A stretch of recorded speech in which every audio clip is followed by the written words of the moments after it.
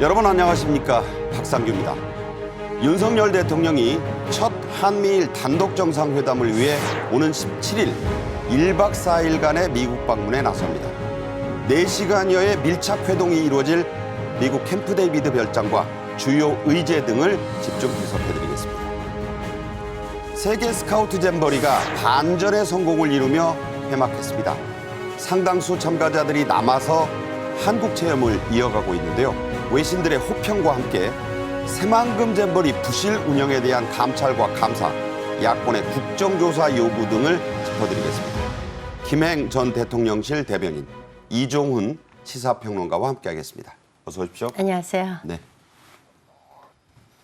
한미일 정상들의 첫 단독회담 일정이 어제 공식 발표됐습니다. 윤 대통령은 오늘 17일 김건희 여사를 동반하지 않고 1박 4일간의 숨가쁜 미국 방문 일정에 들어갑니다. 먼저 영상으로 보겠습니다.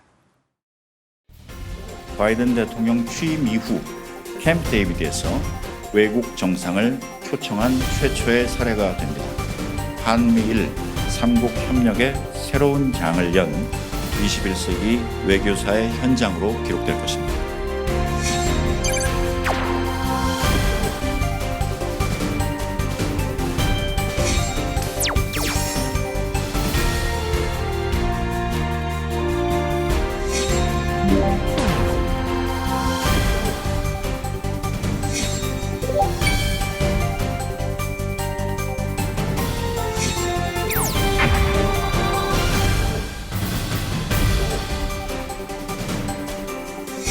한미일이 직면한 북한의 핵, 미사일 위협에 공동으로 대응하기 위한 실질적 협력 방안에 대해 집중적으로 논의할 것입니다.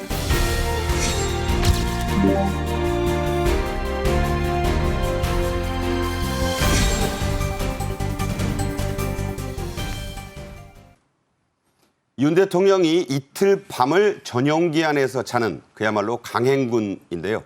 거의 분단위로 짜여진 이번 방미 일정을 김태효 안보실 1차장의 브리핑으로 들어보시겠습니다. 윤석열 대통령은 조셉 바이든 미국 대통령의 초청으로 8월 18일 미국 캠프 데이비드에서 개최될 한미 정상회의에 참석하기 위해 8월 17일 출국할 예정입니다. 윤석열 대통령은 바이든 대통령, 기시다 후미오 일본 총리와 함께 8월 18일 금요일 오전 한미일 정상회의를 갖고 이어서 정상 오찬에 참석할 예정입니다. 윤 대통령의 이번 미국 방문은 3국 정상 간 협의에 초점을 맞춘 방문으로 윤 대통령의 8월 18일 캠프 데이비드 일정의 대부분이 한미일 정상회의에 할애될 예정입니다. 윤 대통령은 캠프 데이비드 일정을 마친 당일 저녁 귀국길에 오를 것입니다.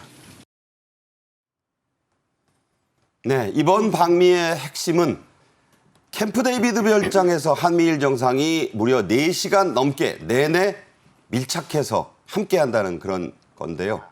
그야말로 유례가 없었던 파격적인 정상회담이죠. 네, 그렇죠.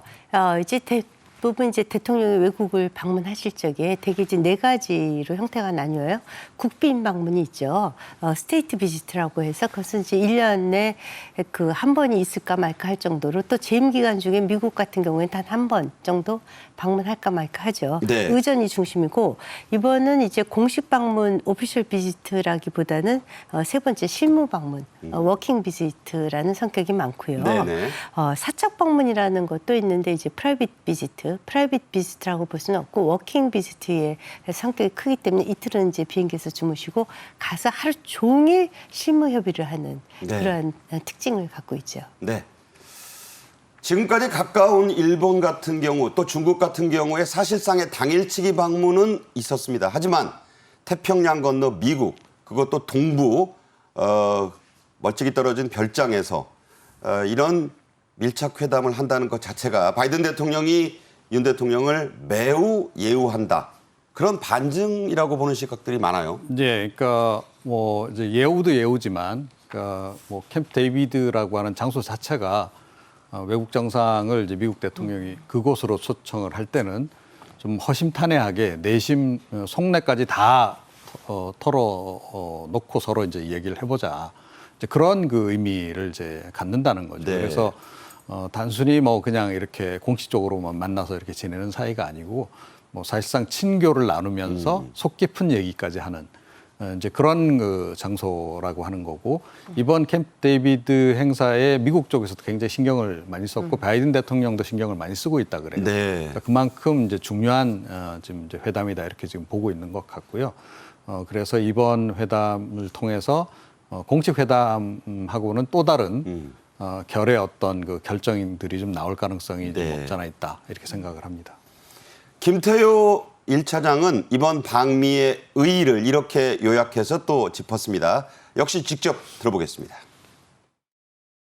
이번 한미일 정상회의는 역사상 최초로 단독 개최됩니다. 윤석열 정부 출범 이후 꾸준히 축적되어 온 한미일 협력의 모멘텀은 이번 단독 정상회의 개최를 가능하게 한 주요한 요인이 되었습니다. 특히 지난 3월 윤 대통령의 방일을 계기로 12년간 교착되어 온 한일 관계가 새로운 전환점을 맞아 빠르게 정상화되고 개선돼 온 점, 그리고 이것이 한미일 협력에 중요한 모멘텀을 제공한 것에 대한 평가가 이번 캠프 데이비드 회담에서 이루어질 것으로 예상합니다. 이번 한미일 정상회의를 통해 캠프 데이비드는 한미일 3국 협력의 새로운 장을 연 21세기 외교사의 현장으로 기록될 것입니다. 이번 회의를 통해 한미일 3자 협의체는 인도 태평양 지역 내 협력체로서 뚜렷한 독립성을 획득하게 될 것입니다. 네, 방금 나온 발언 중에 역사상 최초다. 새로운 전환점이 될 것이다. 한미일 협력의 새로운 장이 열릴 것이다. 뚜렷한 독립성을 갖게 될 것이다. 이런 일련의 표현들이 나왔는데, 자, 어떻게 보셨어요? 사실 이제 지난 다자회의 때 뭐 아시다시피 나토라든가 등등 다자회담 때 한미일 정상이 잠깐 스쳐가면서 만난 적은 있어요. 네. 그런데 이제 이번에는 정상적으로 이제 한미일 정상회담을 하는 거 아닙니까? 그 캠프 데이비드 회담에 주목을 갖는 이유들이 있어요. 다른 데와는 다르게 이제 정상 그 공식 국빈 방문일 경우에는 사실상 의제를 정하고 그 의제 안에서만 그 대화의 틀이 정해지지 않습니까? 예. 이제 캠프 데이비드 같은 경우는 외교적으로 이제 리트리트 회담이라고 해서 리트리트라는 게 좀 물러난다 이런 그렇죠. 뜻이기도 한데 그 의제를 정하지 않고 비공식적으로 자유 토론을 할 수 있다는 것이 바로 캠프 데이비드 회담의 특징입니다. 그런 마련에서 물론 이제 공식적으로 정해진 의제들도 있지만 네네. 비공식적으로 한미일 정상 간에 상당히 많은 비공식 회담, 리트리트 회담에서 이루어질 것으로 이렇게 기대를 하고 있습니다. 그것이 바로 이제 캠프 데이비드 회담을 주목하는 이유이기도 하죠. 네.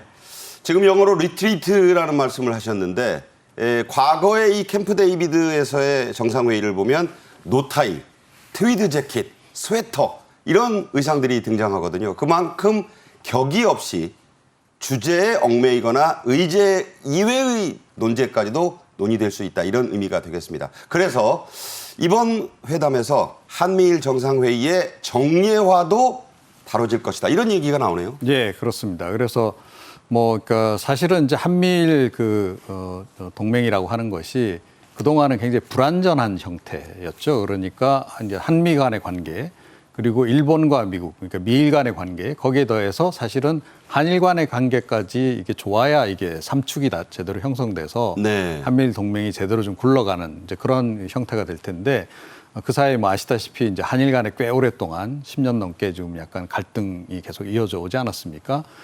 그래서 미국 입장에서 보자면 늘 좀 불안전한 상태에서 네. 이제 이걸 끌어오기가 상당히 좀 힘들었던 그런 측면이 분명히 이제 존재하는 거죠. 그래서 이번 계기로 이제 그것이 어느 정도 해소가 좀 됐기 때문에 이거를 좀 기존보다는 한 단계 좀 업그레이드된 형태의 그 동맹으로 좀 가져갈 생각을 하는 거고 또 마침 지금 시기적으로도 지금 그걸 굉장히 필요로 한다라는 거예요. 그러니까 아시다시피 뭐 러시아, 우크라이나 침공했죠.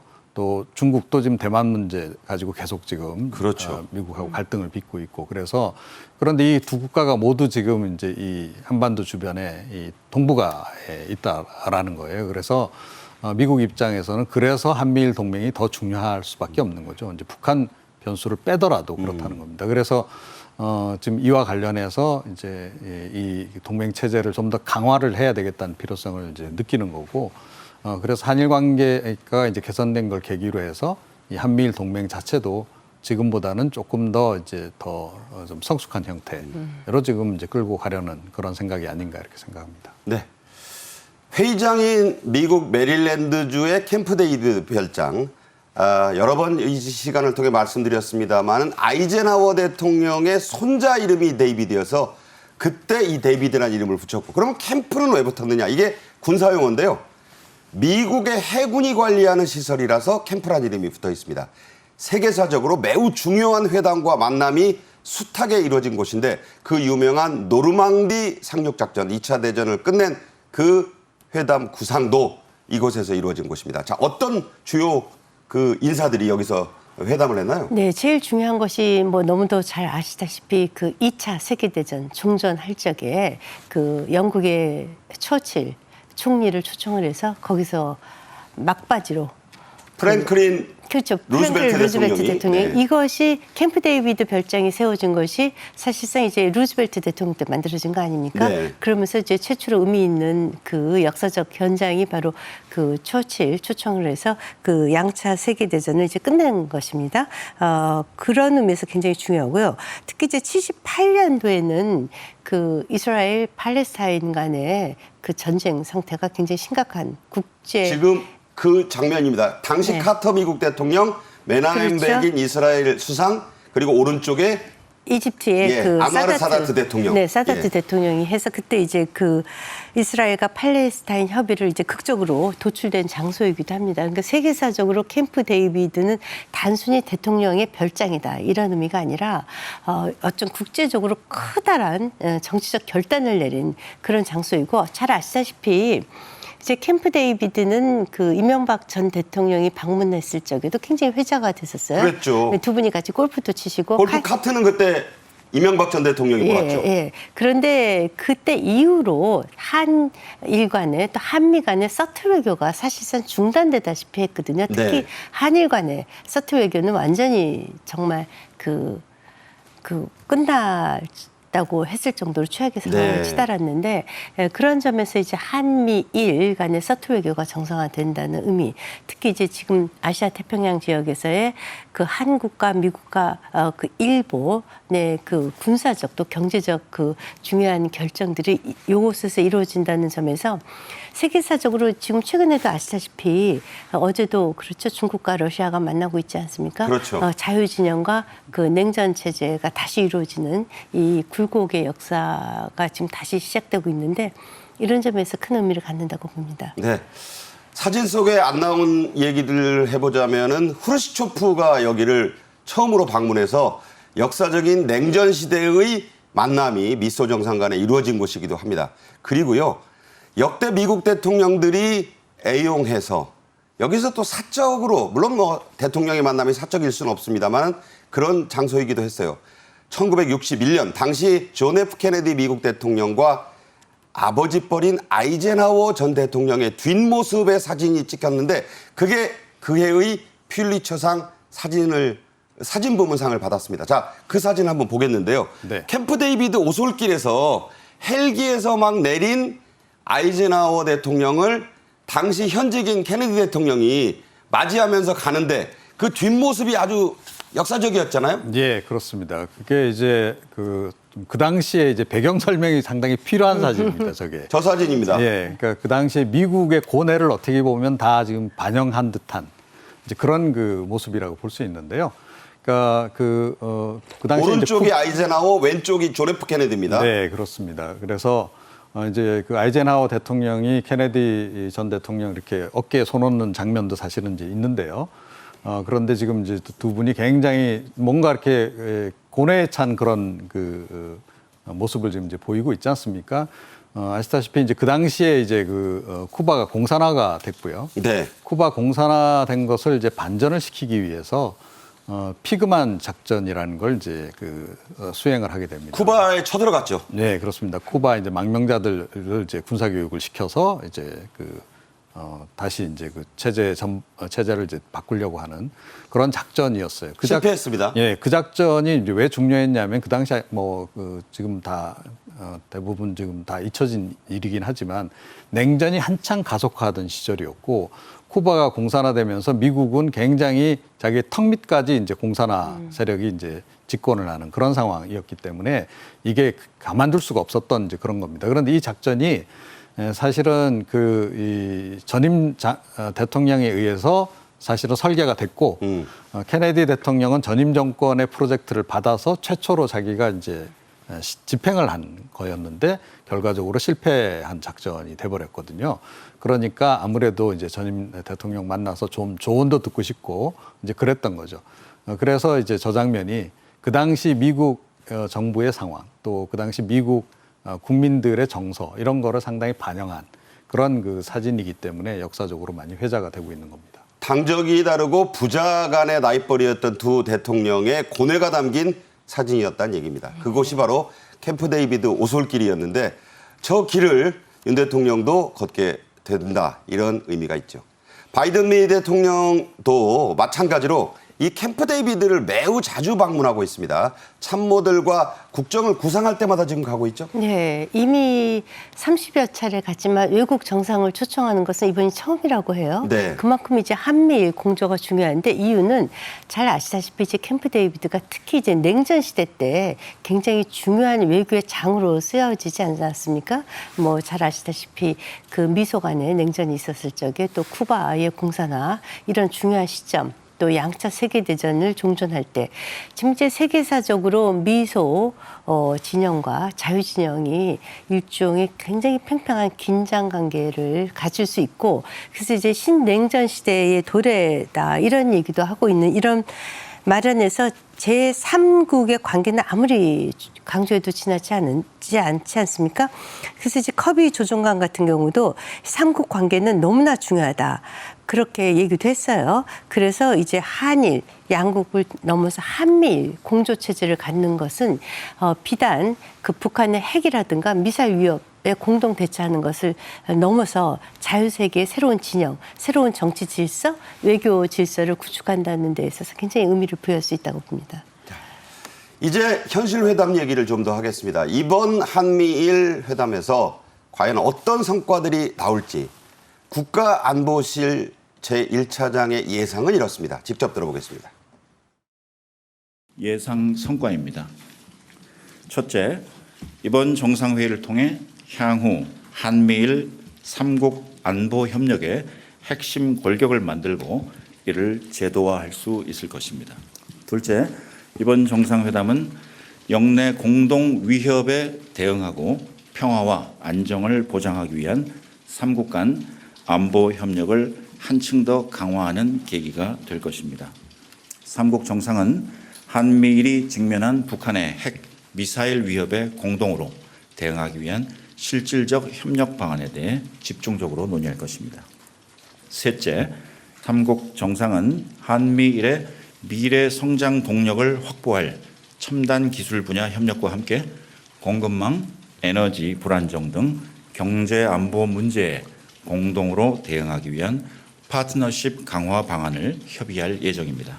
앞으로 우리 정부는 이러한 한미일 협력을 바탕으로 아세안, 태도국 등에 대한 3국 간 정책 조율을 강화하고 인도 태평양 지역의 자유, 평화, 번영을 확대하는 데 적극 기여해 나갈 것입니다. 네, 하나, 둘, 셋 하면서 얘기했는데 결국 안보, 경제, 사이버 협력이 주축이 될 것이다 이런 얘기고 협의체 구성이 윤곽을 드러낼 것이다 이런 얘기가 되겠어요? 네, 그렇습니다. 그래서 그동안 이제 몇 차례 3국 정상 간의 이제 회담 통해서 이제 얘기들이 많이 이제 오간 상태 아니겠습니까? 양자 회담도 계속 있었던 그런 상황이고요. 그것이 이제 이번 그 캠프 데이비드 회담을 통해서 이제 결실을 맺어가는 이제 그런 상황으로 이제 전개가 될 것 같습니다. 그래서 이번에 이제 구체적으로 그동안에 논의됐던 걸 토대로 해서 실질적으로 이제 실행 단계로 접어들는 이제 그런 게 아닌가 싶어요. 그래서 실행 단계로 접어들려면 역시 이제 그 실무자들 중심으로 협의체를 이제 가동을 해야 되는 거죠. 네네. 그래서 네. 이번에 이제 그 네. 협의체 가동이 좀 이제 구체화될 가능성이 이제 있는 것으로 일단 대통령실에서 그렇게 얘기를 하는데요. 네. 시점상 좀 그럴 가능성이 상당히 높지 않나 이렇게 생각합니다. 그리고 캠프 데이비드라고 하는 곳에 이제 그 상징적인 의미에 대해서 우리가 조금 전에 이제 쭉 얘기를 나눴는데요. 네네. 바이든 대통령이 과연 이 캠프 데이비드에서 연출하고자 하는 장면, 또 이 회담을 통해서 전 세계에 발신하고자 하는 메시지가 과연 뭘까? 네. 이거를 우리가 좀 집중해서 본다면 뭔가 구체적인 성과를 내놓을 가능성이 높고 그것이 이제 비단 동북아 지역뿐만 아니고 조금 전에 이제 설명도 있었습니다만 인도 태평양 또 전체적으로 전 세계 안보 지형 또는 경제 지형과 관련해서 상당히 중요한 메시지가 나올 가능성이 굉장히 높다. 이렇게 좀 봐야 될 것 같습니다. 그래서 네. 그런 부분에 우리가 좀 주목을 할 필요가 있을 것 같고요. 아마 이제 이번 같은 경우에는 뭐 그 어떤 그동안의 이제 회담보다도 실질적인 결실이 많이 나올 수 있는 그런 그 회담이 아닌가 이렇게 생각합니다. 네. 부인들 동반하지 않고 1박 4일짜리 이 회담인데 그중에 하루를 오롯이 주제에만 집중하는 그런 회담이라는 얘기입니다.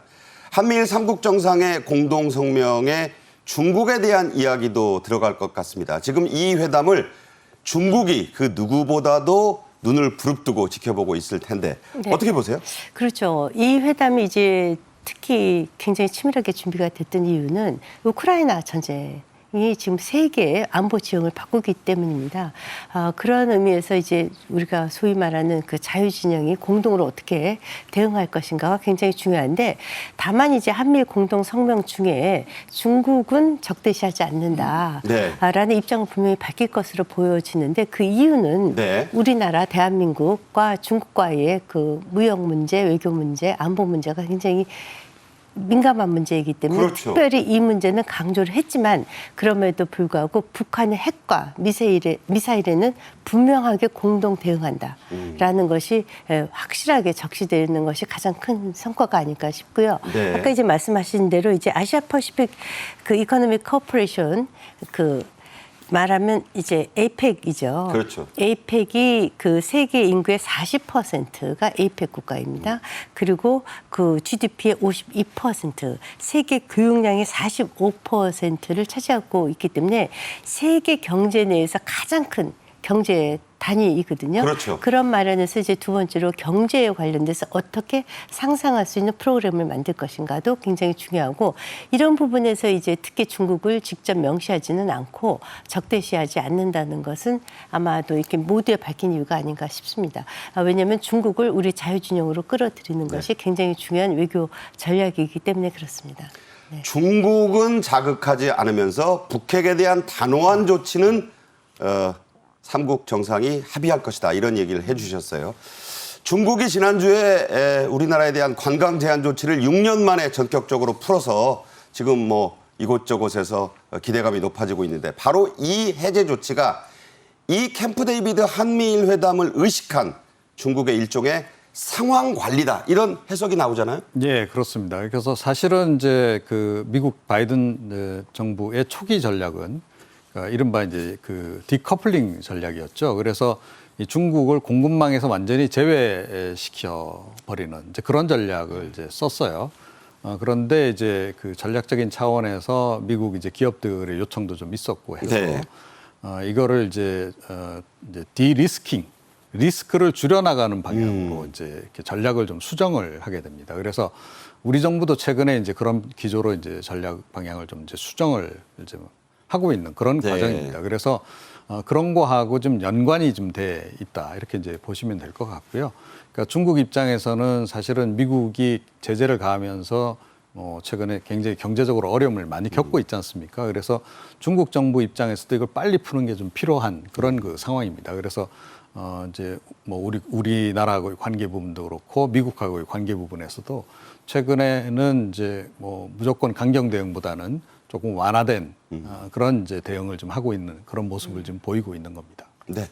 네. 캠프 데이비드에서는요, 또 한미일 정상회의와 별개로 한일 간 개별 양자회담도 열릴 수 있다. 조율을 하고 있다. 자, 이건 어떤 의미인가요?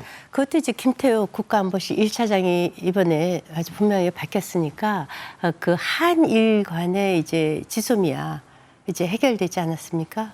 근데 이제 그거 말고도 지금 그 외교뿐만이 아니라 군사적으로 또 경제적으로 풀 것이 맞습니다. 네.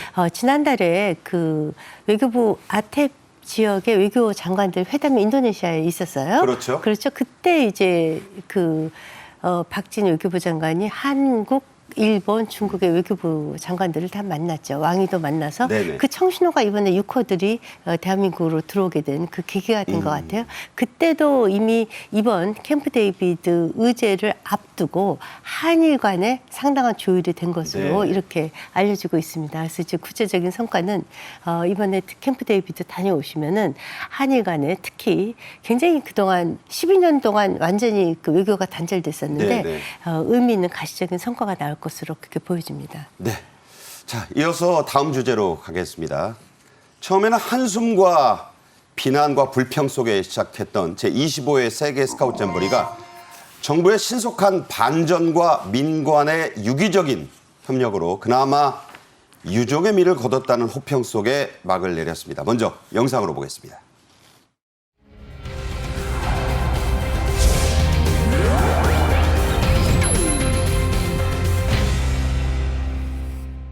Very amazing, very excited, you know. I know Rainbow.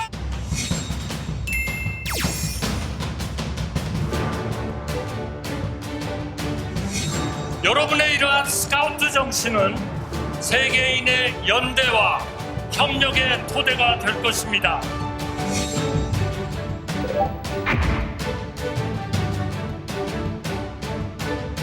Yeah, it was really cool. Like I saw the sculptures and also the art things, but I saw so many how can I say electronic.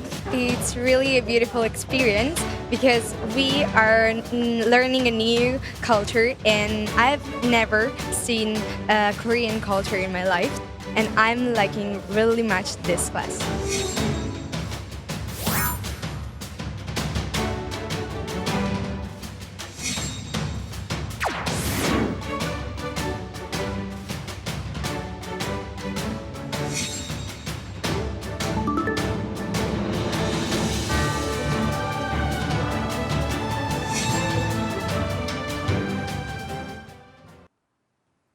지난 8월 11일이었죠. K-팝 라이브 슈퍼 콘서트를 끝으로 세계 스카우트 잼버리의 공식 일정이 끝났습니다. 유종의 미라는 얘기가 참 많이 나오는데 참가한 대원들도 감사의 인사를 잊지 않았어요. 저희가 좀 뽑아보면 하루파란 17살 난 대원, 새만금에서 더위가 힘들었지만 이겨냈고 콘서트도 짜릿했다. 드릴링이라는 표현을 썼어요. 안드레아 지펜, 역시 17살, K-팝을 정말 좋아한다. 힘들었지만 마지막엔 즐거움만 남았다. 이번에 뭐 영국 대원 말이 많았는데 학부모가 한 얘기입니다. 인내와 투지, 리더십의 소중함을 한국에서 얻게 돼 기쁘다. 자, 이런 반전의 멘트가 나왔어요. 지금 대통령실에서도 오늘 오전 대수비에서 네. 무난하게 잘 치렀다. 네. 그 뭐 종교계를 비롯해서 기업, 민간들에게 그 많이 이게 도움을 줘서 감사하다는 대통령의 언급도 있었죠. 그 특히 이제 국민들에게 감사했죠. 사실상 이제 민간 차원에서 국민들도 상당히 걱정도 많이 하고 개인적으로 그 참여해서 이 잼버리 행사가 성공적으로 갈 수 있도록 도와준 사람들이 많아요. 심지어는 무슨 광화문 광장에서 그 잼버리 대원들한테 아이스크림을 사줬다는 일반 국민들도 있고 해서 우리가 IMF 때 금모으기로 국민들의 힘으로 그 IMF 위기를 넘겼듯이 이번을 정말 국민과 기업과 종교단체와 뭐 모두가 다 결국 이 위기를 극복해내지 않았습니까? 그 스카우트 정신이 화합, 유니티와 긍정적인 도전, 그래서 파지티브 챌린지라고 하는데 결국 이제 그 어떠한 어려움도 있었지만 그것을 극복해내는 그러한 저력을 그 전 세계에서 오신 그 잼버리 청소년들과 대한민국이 함께 이뤄냈다는 점에서 상당히 긍정적인 평가가 외신에서도 지금 나오고 있습니다. 네. 지금 뭐 10,000명 넘는 스카우트 대원들은 아직 귀국 안 했습니다. 우리나라 곳곳을 지금도 돌고 있다고 하는데요. 주요 외신들의 반응도 호의적입니다. 이번 잼버리의 성공을 두고 나온 그 주요 외신들 저희가 몇 개 뽑아왔어요. 영국의 가디언지. 지난 며칠간 많은 일이 있었지만 모두 이겨냈다. 자, 로이터 통신. 한국은 국위를 되찾기 위해 노력했다. 국위를 되찾기 위해 노력했다. 이런 표현을 썼고요. 네. 다음 반응을 좀 보겠습니다. AP통신, 미국이죠. K콘서트는 정부 관리들에 의해 신속하게 구성이 됐다.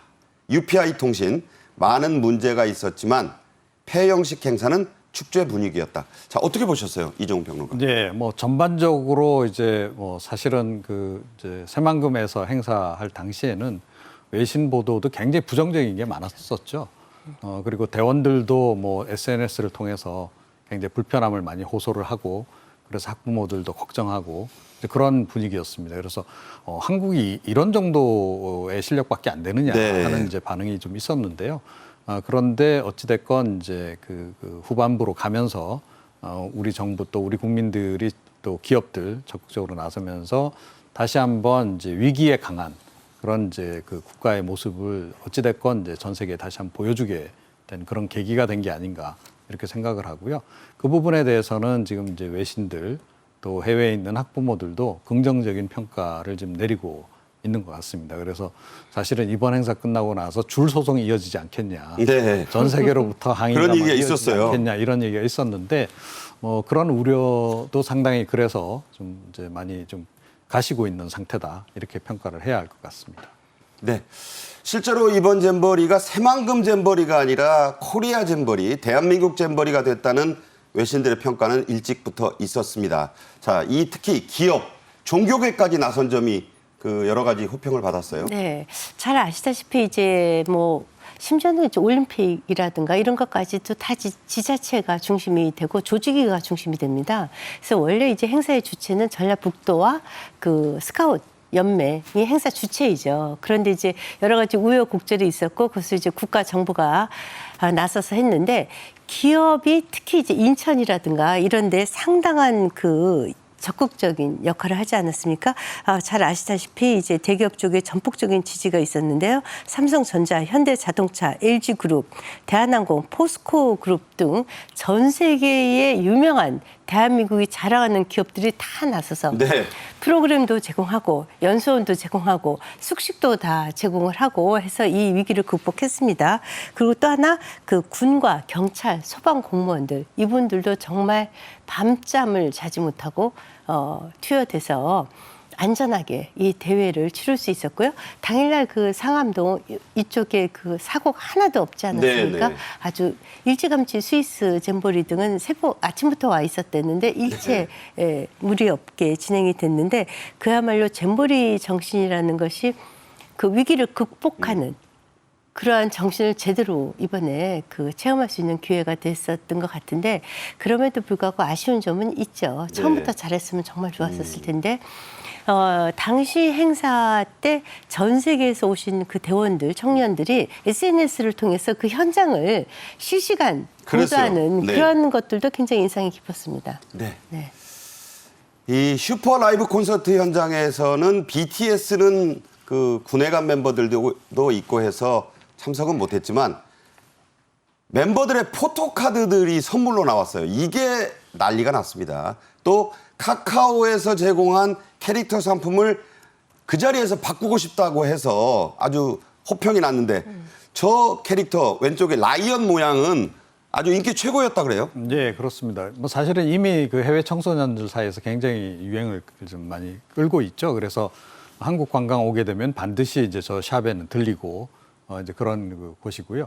이번에 이제 그 K-팝 콘서트와 관련해서 이제 문화체육관광부에서 저걸 좀 준비를 좀 한 것 같아요. 네. 그래서 해외 그 청소년들이 딱 좋아할 만한 아이템들만을 이제 고른 거죠. 네. 그래서 이제 간식도 넣고 응원봉도 넣고 그래서 이제 거기다가 이제 BTS BTS 이번에 이제 출연하기를 약간 기대했던 그런 청소년들도 적지 않았을 것이기 네. 때문에 그 아쉬움을 달래줄 만한 포토 이제 카드도 이제 넣고 그렇게 해서 이제 선물 꾸러미를 만들어서 다 이제 1인당 한 개씩 이렇게 다 나눠준 거죠. 그래서 K-팝 콘서트 현장 그날 다 화면으로 보셔서 아시겠지만 다들 응원봉 들고 즐거워하는 그런 모습을 우리가 이제 볼 수 있었습니다.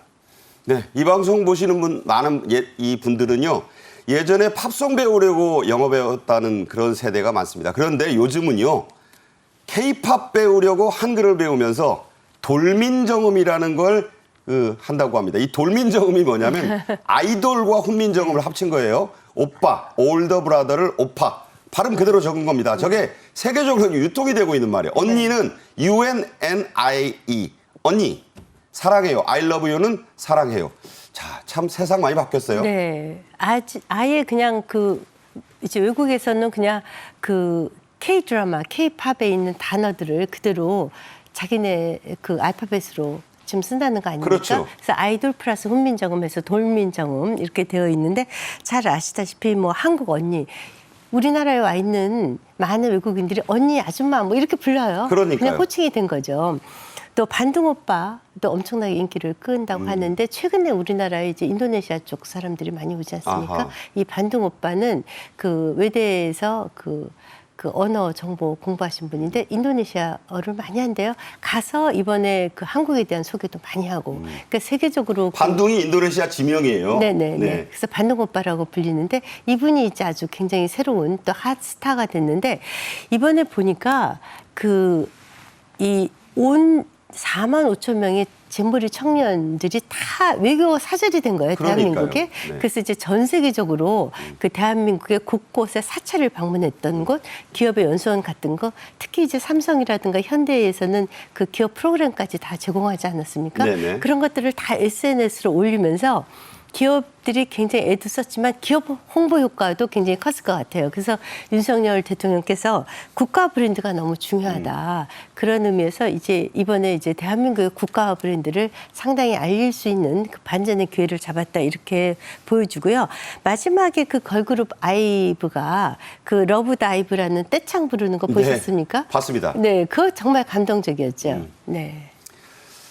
한덕수 국무총리가 새만금 현장에 내려가서 더러워진 변기 뚜껑을 열어보고 오물을 닦으면서 이번 사태가 반전됐다라고 얘기하는 분들이 많아요. 한덕수 총리는 본인의 SNS에 이번 잼버리에 대한 소회를 밝혔는데 박수갈채를 많이 받았다고. 그래서 본인은 얼떨떨해했다고 그래요? 네, 그렇습니다. 그러니까 뭐 그날도 아마 이제 그 화장실 점검을 이제 가셨던 모양이에요.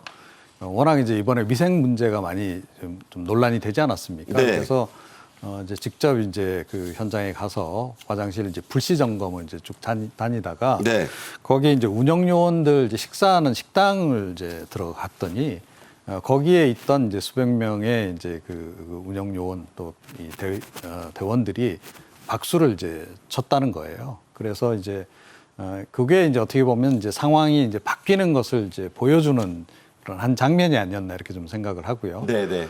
태풍 때문에 이제 폐영을 하고 다 이제 수도권으로 대거 이동을 하고 하는 과정이 있었습니다만 초기에 이제 위생 문제 또 이제 그 샤워장 문제 이렇게 제기되고 난 이후에 사실은 기업도 나서고 뭐 중앙정부도 좀 더 적극적으로 나서고 또 개인 일반 국민도 나서고 해서 이제 많이 그 환경이 좀 좋아지지 않았습니까? 네네. 그래서 후반부로 가면서는 그 새만금에 있으면서도 대원들의 이제 평가들이 이제 좋아지는 이제 그런 그 이제 일들이 있었고요.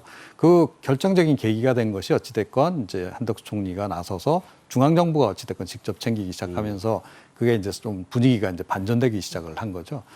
그게 이제 그 대원들 마음을 좀 움직였던 것 같고 그래서 이제 박수갈채로 이어지는 이제 한국 정부의 노력에 대해서 이제 긍정적인 평가를 하는 이제 그런 대목 한 장면이 아니었나 이렇게 생각하고요. 한덕수 총리가 이번에 뭐 새만금 청소반장 네. 예, 그런 별명도 얻으셨다 하더라고요. 정부는 그 유종엠이 계속 얘기하고 있지만 바로 이 얘기가 뭐냐면 잼버리의 공식 일정이 이미 끝났는데 아까 말씀드린 대로 10,000명 넘는 스카우트 대원과 그 지도자들이 아직 우리나라를 계속 돌고 있어요. 그래서 정부는 숙식과 이동 등을 지원하고 끝까지 책임을 지겠다고 하고 있습니다. 자, 어떤 의미로 이런 얘기를 하고 있나요? 네. 이제 굉장히 감동적이고 사실 이제 전 세계에서 이번 같은 잼버리 대회가 이루어지는 건 처음인 것 같아요. 대개 이제 한 곳에 야영 캠프장에서 극기의 체험 또 문제 해결 능력을 배우는 것이었었는데 이번의 경우에는 이것이 이제 전화위복이 돼서 전국에 사찰도 나서고 지자체도 나서면서 K 관광, K 팝, K 문화를 경험하게 되지 않았습니까? 그래서 이제 대원들끼리 서로 SNS를 교환하다 보니까 네. 아 나도 저런 사찰에 가고 싶다, 네, 네. 저런 기업에 가고 싶다, 막 이렇게 된 거예요. 그러다 보니까 이제 더 연장해서 있겠다 이렇게 됐을 경우에 숙박이라든가 안전 문제가 굉장히 중요하고 위생관리, 출국의 편의 보장 이런 것들이 굉장히 중요하기 때문에 이것에 대해서 끝까지 남아 있는 잼버리 대원들을 챙기겠다는 것이 우리 윤석열 대통령과 윤석열 정부의 뜻입니다. 네. 그래서 이제 마지막까지 최선을 다하겠다는 것을 보여주는 것이고요. 그래서 이제 이것 때문에 일각에서는 뭐 이들의 관광을 정부에서 세금으로 주는 것이 아니냐. 네. 그것은 아닙니다. 네. 네. 바로 그 얘기를 좀 하겠습니다. 그 일각에서 정부가 왜 국민의 혈세로 참가자들의 관광까지 돕고 있느냐 이런 주장이 나왔어요. 그래서 정부가 이런 해명, 반박을 내놨습니다. 행정안전부와 여성가족부 얘기인데 정부가 잼버리 대회 폐영 후에도 참가자를 지원하는 것은 맞다.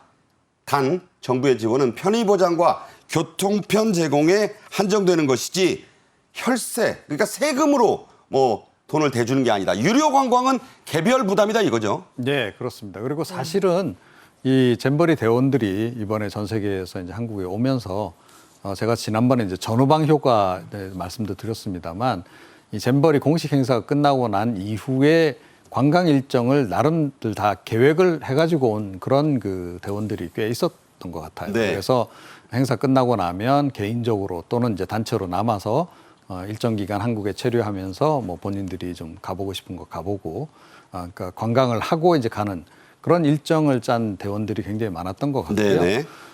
그래서 이제 그 대부분 이제 경비라든가 이런 건 다 준비를 해가지고 온 거죠. 아마 숙식 관계도 이제 다 예약을 거의 다 해가지고 온 거로 좀 알고 있습니다. 그래서 조금 전에 이제 한 뭐 만여 명 정도가 여전히 이제 전국을 다니고 있다라고 말씀드렸는데 대부분은 이제 자체 그런 이제 일정과 자체 비용으로 지금 관광을 진행을 하고 있는 것으로 그렇게 좀 전해지고 있고요. 일부만 이제 그 숙식을 이제 제공을 하는데 이 경우도 이번에 이제 숙식 제공을 기업체 같은 경우는 일종의 이제 그 사회봉사 차원에서 지금 하고 있는 거 아니겠습니까? 사회공헌 차원에서 지금 하는 거기 때문에 네네. 정부 비용이 나가는 거 아니고 지자체에서 지금 숙박을 제공하는 경우도 마찬가지인 경우가 많아서 그 숫자가 지금 일단 많지도 않지만 대부분 이제 그렇게 해서 중앙정부에서 추가적인 예산이 들어가지는 않는 것으로 그렇게 지금 알려져 있습니다. 네. 축제는 공식적으로 끝났고 이제 할 일, 숙제가 남았습니다. 이번 잼버리가 과연 처음에 이렇게 엉망이 된 게 누구 책임이냐 이런 얘기입니다. 감사원은 이르면 이번 주부터 감사에 들어갈 예정이고 감찰은 이미 하고 있습니다. 어떤 부분에 중점을 두게 되나요? 일단 그 막대한 예산이 집행이 된 것은 사실입니다. 그 외국에서도 놀랄 정도로 1,100억, 특별 교부세까지 포함하면 1,400억이 투자가 됐는데 네. 그중에 이제 74%가 870억이 조직의 운영비에만 들어갔다는 거예요. 네, 네. 그러니까 실제로 이제 화장실이라든가 샤워장, 급수대 등 시설에 투자된 돈은 130억뿐이 안 되니까 이것이 그 코끼리 코가 몸통을 흔든 그런 네. 꼴이 된 거죠. 그런 부분에서 이제 특별하게 이제 그 감사가 필요하고 지난 6년 동안에 어떤 준비가 있었는지에 대해서도 상당한 강도 높은 감사가 이루어질 것으로 전망이 됩니다. 필요하다면 뭐 조직이 역업을 행안부도 예외일 수가 없겠죠. 네. 네. 필요하다면 수사까지 해야 된다는 게 정부의 입장입니다. 자, 문제가 처음 불거진 잼버리 시설의 관리에 대한 책임이 주로 전라북도 집행위원장이 김관영 전라북도 지사가니까요. 그런데 전라북도는 억울하다 이렇게 계속 얘기를 했습니다. 그런데 한 신문의 보도에 따르면 대회 실무를 담당한 조직위의 46%가 전라북도 공무원들이었다. 주로 그 실무적인 일을 다 그쪽에서 했다는 얘기예요? 네, 그렇습니다. 그래서 사실은 이번에 보면 이제 실무적으로 그 좀 신경을 조금 더 썼더라면 문제가 유발되지 않았을 만한 사안들이 이제 적잖이 있거든요. 물론 이제 신물자들도 여러 가지 이제 뭐 필요한 것에 대해서 위에 이제 보고를 했는데 윗선에서 처리를 안 해줘서 어쩔 수 없이 뭐 이제 그냥 미흡했던 네. 그런 상황도 있을 거라고 생각을 해요. 그런데 그 부분은 다 이제 밝혀져야 될 문제다 이렇게 생각을 하고요. 이게 뭐 결국은 이제 그 뭐 중앙정부도 상당한 책임을 이제 물론 져야 되겠습니다만 기본적으로는 해당 지자체 중심의 행사였기 때문에 그 부분에 대해서 집중적으로 좀 이제 감사가 이루어져야 될 필요성이 분명히 존재한다라고 생각하고요. 준비 기간이 꽤 길었습니다. 네. 그러니까 그리고 이 새만금 사실은 이 장소 부적절성에 대해서 과거부터 논란이 많이 있었는데도 이곳을 계속 강행을 하고 추진을 했던 배경에는 전라북도 뭐 전직 지사부터 시작해서 거의 뭐 십몇 년 동안 사실은 계속 이걸 이제 줄기차게 추진을 해온 그런 배경들이 좀 있는 거거든요. 네네. 그런 거기 때문에 이제 이렇게 왜 이렇게 기획이 됐고 또 기획을 그렇게 했으면 문제가 없도록 준비를 단단히 했어야 되는데 지금 결과적으로 준비가 단단히 안 된 그런 상황이기 때문에 그런 이제 과정들에 대해서 전체적으로 다 점검을 해봐야 되는 상황이다 이렇게 생각합니다. 네. 네. 민주당 등 야권에서는 국정조사의 필요성까지 제기하고 있습니다. CCBB는 따져야 합니다. 2025년에 아태잼버리가 이미 유치가 돼 있어요. 불과 2년 뒤입니다. 이걸 잘 하려면 이번에 뭐가 문제였는지를 낱낱이 밝히지 않으면 그 토대가 이루어지지 않으면 우리는 아태잼버리 제대로 치를 수 없다는 게 제 생각입니다. 김행 전 대통령실 대변인 이종훈 시사평론가와 함께 말씀 나눴습니다. 고맙습니다. 네, 감사합니다. 오늘 저희 정책인 이슈가 준비한 소식은 여기까지입니다. 시청해 주신 여러분 감사합니다.